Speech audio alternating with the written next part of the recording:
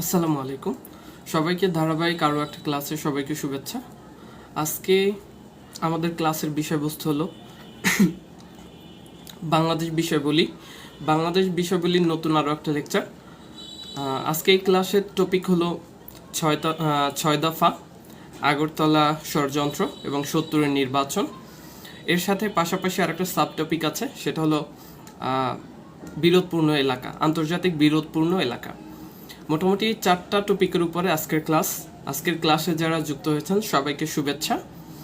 আমাদের ক্লাসে একটু ডিলে করছি যেন সবাই যুক্ত হতে পারে। আমাদের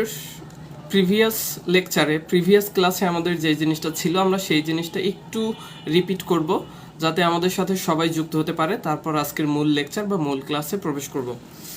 আমাদের প্রিভিয়াস ক্লাসে আমাদের ছিল হলো ৫৪ নির্বাচন ছিল এবং ভাষা আন্দোলন ভিত্তিক বিভিন্ন কার্যক্রম, স্থাপনা এবং শহীদ মিনার এবং হলো গিয়ে বিভিন্ন সাহিত্যকর্ম এগুলো ছিল। তো প্রিভিয়াস ক্লাস থেকে আপনাদের কয়েকটা কুইজ দেব, সেই কুইজের উত্তর করার পরপরই আমরা আমাদের আজকের মূল ক্লাসে প্রবেশ করব। ততক্ষণে আমাদের সাথে সবাই আস্তে আস্তে যুক্ত হোক। আমাদের সাথে অলরেডি নীলাদ্রি যুক্ত হয়ে গিয়েছেন, তিনি সালাম করেছেন। ওয়ালাইকুম আসসালাম নীলাদ্রি, আশা করি ভালো আছেন। লাইভে যুক্ত হওয়ার জন্য আপনাকে অসংখ্য ধন্যবাদ এবং শুভেচ্ছা। তো আপনাদের কাছে প্রথম কুইজ হলো আমার ভাইয়ের রক্তে রাঙানো ২১শে ফেব্রুয়ারি গানটার গীতিকার কে? আমার ভাইয়ের রক্তে রাঙানো ২১শে ফেব্রুয়ারি গানের গীতিকার কে? Option A Abdul Gaffar Chowdhury, option B Abdul Latif. যারা লাইভে যুক্ত হয়েছেন খুব দ্রুত উত্তর করবেন। আমার ভাইয়ের রক্তে রাঙানো ২১শে ফেব্রুয়ারি গানের গীতিকার কে? Abdul Gaffar Chowdhury, option B Abdul Latif. ৫ second সময় পাবেন, ৫ সেকেন্ডের মধ্যে খুব দ্রুত উত্তর করে ফেলবেন কারণ আমাদের ক্লাসের লিমিটেড টাইম।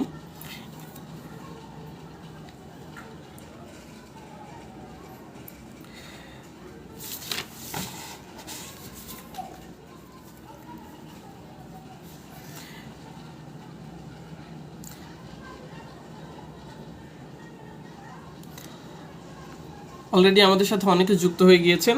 এবার দ্বিতীয় প্রশ্ন, বাংলা একাডেমি কত সালে প্রতিষ্ঠিত হয়? বাংলা একাডেমি কত সালে প্রতিষ্ঠিত হয়? অপশন এ ৩ ডিসেম্বর ১৯৫৫ সাল, ৩ ডিসেম্বর ১৯৫৪ সাল। যারা যুক্ত হয়েছেন ক্লাসটা একটু গ্রুপে শেয়ার করে দিবেন এবং আপনারা চাইলে নিজস্ব টাইমলাইন এবং অন্যান্য গ্রুপে শেয়ার করে দিতে পারেন। তাতে করে আমাদের ক্লাসে অনেক জব প্রত্যাশী ভাই বোনেরা যুক্ত হতে পারবে। আমাদের দ্বিতীয় কুইজ ছিল বাংলা একাডেমি কত সালে প্রতিষ্ঠিত হয়? ৩ ডিসেম্বর ১৯৫৫ সাল, ৩ ডিসেম্বর ১৯৫৪ সাল। খুব দ্রুত উত্তর করতে হবে।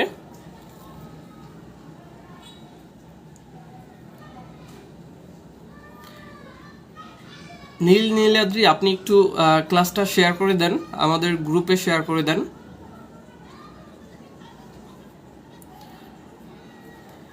অলরেডি অনেকেই উত্তর করে ফেলেছেন।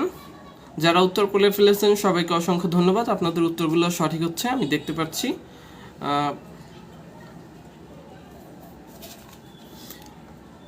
আমি একটু ডিলে করতেছি কারণ আমাদের নিয়মিত যারা আমাদের ফ্যামিলির মেম্বার রয়েছেন, নিয়মিত আমাদের যেই ভাই বোনেরা রয়েছেন তারা এখনো যুক্ত হয়নি, এই জন্য আমি একটু ডিলে করতেছি। তারা যুক্ত হলেই আমরা আমাদের মূল ক্লাসে প্রবেশ করব, মূল ক্লাস শুরু করব, আজকের মূল টপিক শুরু করব।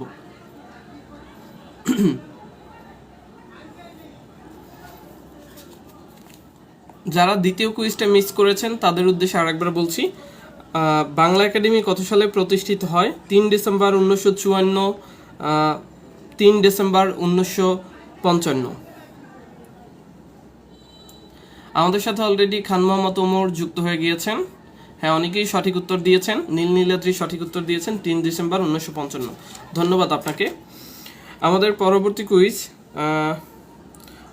কুইজ হলো যুক্তফ্রন্টে কতগুলা দলের জোট ছিল? যুক্তফ্রন্ট গঠনে কতগুলো দলের জোট ছিল? ৪টি দল, ৫টি দল, ৩টি দল। খুব দ্রুত সঠিক উত্তর দেবেন, ৫ সেকেন্ড করে সময় পাবেন। আমাদের পরবর্তী 3 নম্বর কুইজ হলো যুক্তফ্রন্টে কতগুলো দলের জোট ছিল। যুক্তফ্রন্ট কতগুলো দলের জোট? 3টি, 4টি, 5টি। অলরেডি অনেকেই সঠিক উত্তর দিয়ে ফেলেছেন। খান মোহাম্মদ মোমর বলেছেন 4 দলের জোট ছিল, ধন্যবাদ, সঠিক বলেছেন। মুস্কান মিমি সঠিক উত্তর দিয়ে ফেলেছেন, 4টি দলের জোট ছিল। 4টা দল ছিল আওয়ামী মুসলিম লীগ, কৃষক শ্রমিক লীগ, নিজাম ইসলাম পার্টি এবং বামপন্থী গণতন্ত্রী পার্টি, এই 4টা দল ছিল। আমাদের পরবর্তী কুইজ, আমরা মোট 5টা কুইজ নিব। 5টা কুইজের অলরেডি 3টা হয়ে গেছে। আমাদের পরবর্তী কুইজ, যুক্তফ্রন্টের মন্ত্রিসভায় সর্বকনিষ্ঠ মন্ত্রী কে ছিলেন? সঠিক option A K Fazlul Huq, option B Sheikh Mujibur Rahman, option C Moazzem Uddin Chowdhury. যুক্তফ্রন্ট মন্ত্রিসভায় সর্বকনিষ্ঠ মন্ত্রী কে ছিলেন? Option A K Fazlul Huq, option B Sheikh Mujibur Rahman, option C Moazzem Hossain Chowdhury. ধন্যবাদ খান মোহাম্মদ ওমর, আপনি খুব দ্রুত সবার আগে উত্তর করে ফেলেছেন। হ্যাঁ, আমাদের যুক্তফ্রন্টের মন্ত্রিসভায় সর্বকনিষ্ঠ মন্ত্রী ছিল বঙ্গবন্ধু শেখ মুজিবুর রহমান। আমাদের সর্বশেষ কুইজ, যুক্তফ্রন্টের মন্ত্রিসভায় বঙ্গবন্ধু শেখ মুজিবুর রহমান কোন মন্ত্রণালয়ের দায়িত্বে ছিলেন? প্রশ্নটা খেয়াল করবেন, যুক্তফ্রন্টের মন্ত্রিসভায় বঙ্গবন্ধু শেখ মুজিবুর রহমান কোন মন্ত্রণালয়ের দায়িত্বে ছিলেন? শিক্ষা মন্ত্রণালয়, শিল্প মন্ত্রণালয়, কৃষি মন্ত্রণালয়। খুব দ্রুত উত্তর করবেন। অপশন এ শিক্ষা মন্ত্রণালয়, অপশন বি শিল্প মন্ত্রণালয়, অপশন সি কৃষি মন্ত্রণালয়।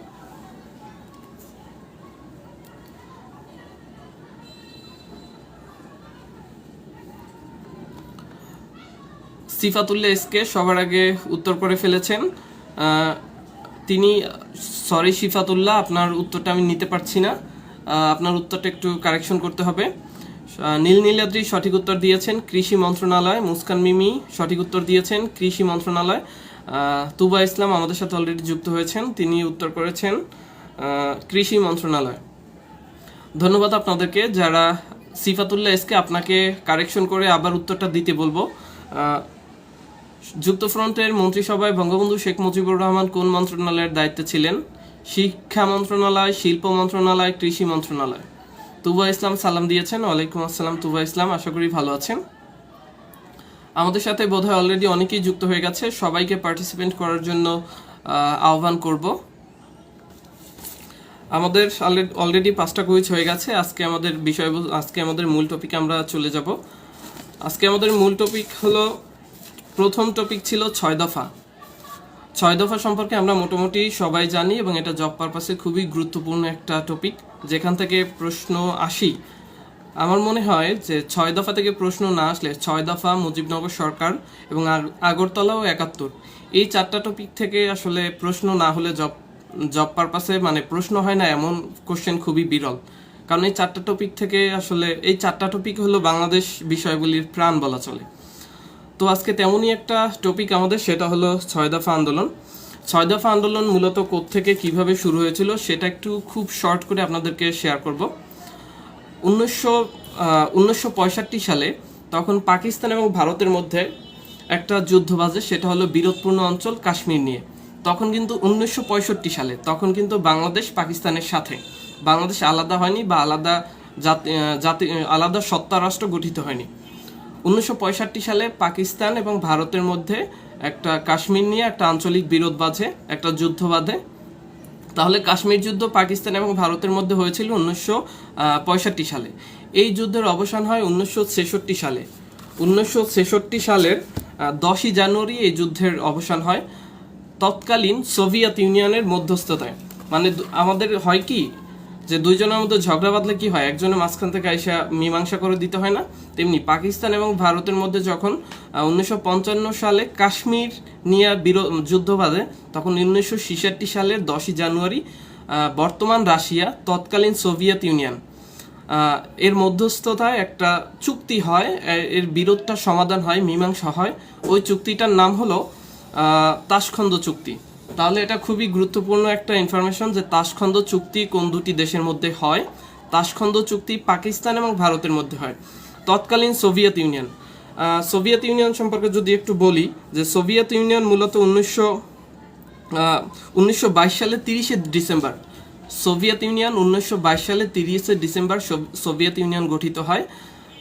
এটা কিভাবে গঠিত হয়? মূলত রাশিয়াতে একটা সমাজতান্ত্রিক বিপ্লব হয়েছিল, অক্টোবর বিপ্লব হয়েছিল 1917 সালে।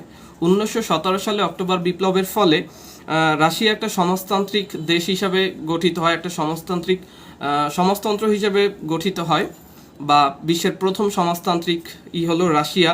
এবং সেখানে 4টা সমাজতান্ত্রিক ইউনিটের ফলে সোভিয়েত ইউনিয়ন গঠিত হয়। 4টা হলো, একটু আপনাদেরকে বলি। একটা হলো রাশিয়া, দ্বিতীয়টা হলো ককেশিয়ান ফেডারেশন, তৃতীয়টা হলো ইউক্রেন এবং চতুর্থটা হলো বেলারুশ। এই 4টা, রাশিয়া, ককেশিয়ান ফেডারেশন, ইউক্রেন এবং বেলারুশ, এই 4টা ইউনিয়ন নিয়ে মূলত সোভিয়েত ইউনিয়ন গঠিত হয়। সোভিয়েত ইউনিয়ন গঠিত হয় 1922 সালের 30শে ডিসেম্বর। এবং এই সোভিয়েত ইউনিয়নের সর্বশেষ প্রেসিডেন্ট মিখাইল গর্বাচেভের পদত্যাগের মাধ্যমে সোভিয়েত ইউনিয়ন 1991 সালের 25শে ডিসেম্বর ভেঙে যায়। তাহলে একটু মনে রাখতে হবে যে সোভিয়েত ইউনিয়ন কত সালে গঠিত হয়। সোভিয়েত ইউনিয়ন গঠিত হয় 1922 সালের 30শে ডিসেম্বর, আর সোভিয়েত ইউনিয়ন ভেঙে যায় 1991 সালের 25শে ডিসেম্বর। এবং সোভিয়েত ইউনিয়নের সর্বশেষ প্রেসিডেন্ট ছিল মিখাইল গর্বাচেভ, মনে রাখতে হবে। আর সোভিয়েত ইউনিয়ন ভেঙে মোট 15টি রাষ্ট্র গঠিত হয়। তো এই সোভিয়েত ইউনিয়নের মধ্যস্থতায় 1966 সালের 10ই জানুয়ারি পাকিস্তান এবং ভারতের মধ্যে কাশ্মীর নিয়ে একটা কাশ্মীর যুদ্ধের অবসান ঘটিয়ে একটা চুক্তি হয়, যে চুক্তির নাম হলো তাশখন্দ চুক্তি। যেহেতু আসলে কাশ্মীর একটা বিরোধপূর্ণ অঞ্চল ছিল, ভারতের আরও কিছু বিরোধপূর্ণ অঞ্চল আছে। আচ্ছা, একটা আউট টপিক একটা কথা বলি, ভারতের সাথে বাংলাদেশের বিরোধপূর্ণ অঞ্চল বা জায়গা দুটি, একটু মনে রাখতে হবে। ভারতের সাথে বাংলাদেশের বিরোধপূর্ণ জায়গা হলো দুটি। একটা নাম হলো হারিয়াবাঙ্গা নদী, যেটা হলো গিয়ে নিউমুর নামে পরিচিত। বাংলাদেশের সাথে ভারতের বিরোধপূর্ণ জায়গা দুটি, একটা হলো হারিয়াবাঙ্গা নদী, আর একটা হলো ফেনীর মুহুরীর চর। এই প্রশ্নটা কিন্তু আসে, ফেনী শব্দটা কেন ইউজ করলাম, যে এটা কেন দরকার, এটা কিন্তু আসে যে মুহুরীর চর কোথায় অবস্থিত, ফেনীতে। আপনারা যারা লাইভে যুক্ত হয়েছেন, অলরেডি অনেকেই যুক্ত হয়েছেন, সবাইকে অসংখ্য শুভেচ্ছা জানাচ্ছি এই ক্লাসে। আশা করি খুবই ইনফরমেটিভ একটা ক্লাস হবে। অলরেডি আমরা অনেকগুলো ইনফরমেশন জেনে ফেলেছি। 6 দফায় না ঢুকতে গিয়ে এর আসলে রিলেটেড অনেক তথ্য চলে আসে, তো যেগুলো আমি মনে করি যে আমি অ্যানালাইসিস করে দেখেছি, বিভিন্ন পরীক্ষা আসে, সেগুলো আপনাদের একই সাথে জানিয়ে দেওয়ার চেষ্টা করি, এতে আপনারাও অনেক বেশি উপকৃত হবেন। আচ্ছা, যেটা বলছিলাম যে ভারতের সাথে বাংলাদেশের বিরোধপূর্ণ অঞ্চল দুটি, একটা হলো গিয়া হারিয়াবাঙ্গা নদী, যেটা নিউমুর নামে পরিচিত, আর একটা হলো ফেনীর মুহুরীর চর, মনে রাখতে হবে। তাহলে ভারতের সাথে পাকিস্তানের আরও একটা বিরোধপূর্ণ অঞ্চল আছে, যে অঞ্চলটার নাম হলো সিয়াচেন হিমবা। আমরা কি পেলাম? আর একটা অঞ্চল যেটার নাম হলো সিয়াচেন হিমবা। এটা মনে রাখতে হবে, হয়রসিকার ম বয়াকার হ, সিয়াচেন হিমবা ভারতের সাথে পাকিস্তানের বিরোধপূর্ণ এলাকা, বর্তমানে বিরোধপূর্ণ অঞ্চল। এরপর ভারতের আর প্রতিবেশী কে আছে? চীন, ভারতের সবচেয়ে ইফেক্টিভ প্রতিবেশী, যারা একদম খুব ডেঞ্জারাস ভারতের সাথে, যাদের সাপে নেউলে সম্পর্ক। তো ভারতের সাথে চীনের একটা বিরোধপূর্ণ অঞ্চল আছে, যেটার নাম হলো ডোকালাম, মনে রাখবেন। আপনাদের কাছে প্রশ্ন, ভারতের সাথে চীনের বিরোধপূর্ণ অঞ্চলের নাম কি? অপশন 2টা, ডোকালাম, আর একটা অপশন হলো সিয়াচেন হিমবা। খুব দ্রুত উত্তর করবেন, 5 সেকেন্ড সময়। ভারতের সাথে চীনের বিরোধপূর্ণ অঞ্চলের নাম কি? অপশন এ সিয়াচান হিমবা, অপশন বি ডোকালাম। আমাদের সাথে নতুন যুক্ত হয়েছেন জেএম ইমরান হোসেন মনির, আমার খুব পরিচিত, আমার খুব স্নেহের একটা ভাই।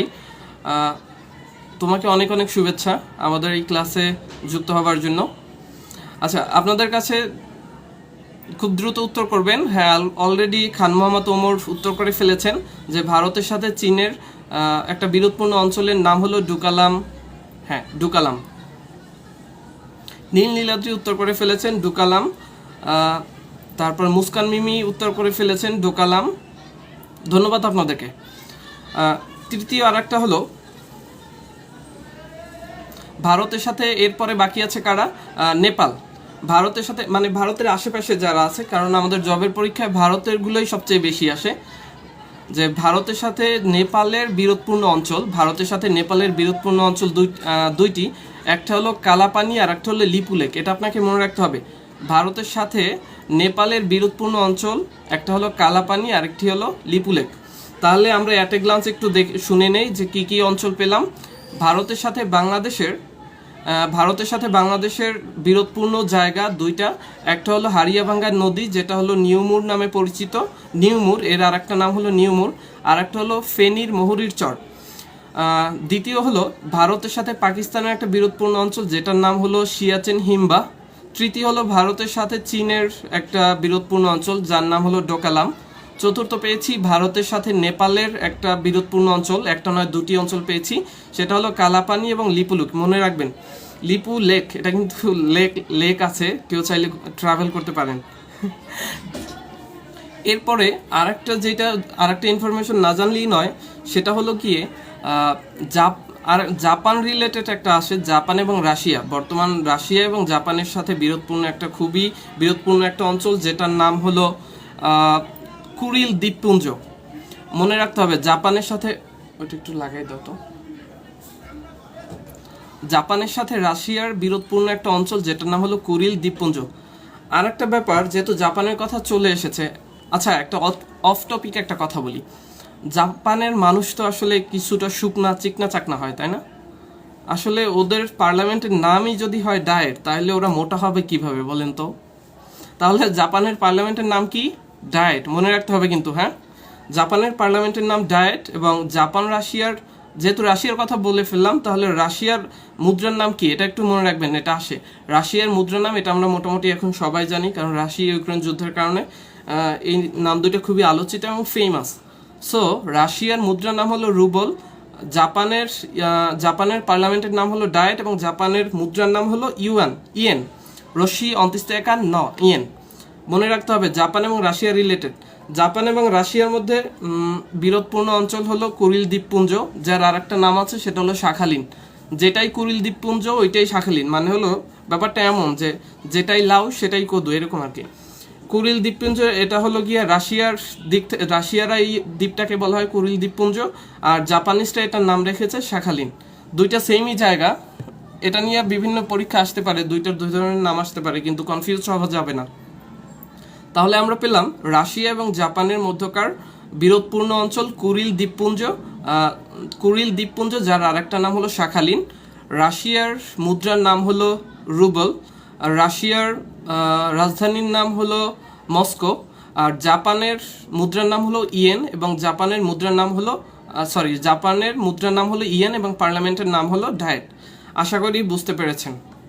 তো আপনাদের কাছে সর্বশেষ প্রশ্ন, এই অংশ থেকে সর্বশেষ প্রশ্ন, ভারত এবং নেপালের মধ্যকার বিরোধপূর্ণ অঞ্চলের নাম কি? Option A Kalapani, option B Senkaku দ্বীপ। ভারত এবং নেপালের মধ্যকার বিরোধপূর্ণ অঞ্চলের নাম কি? কালাপানি এবং অথবা সেনকাকু দ্বীপ। দ্রুত উত্তর করবেন।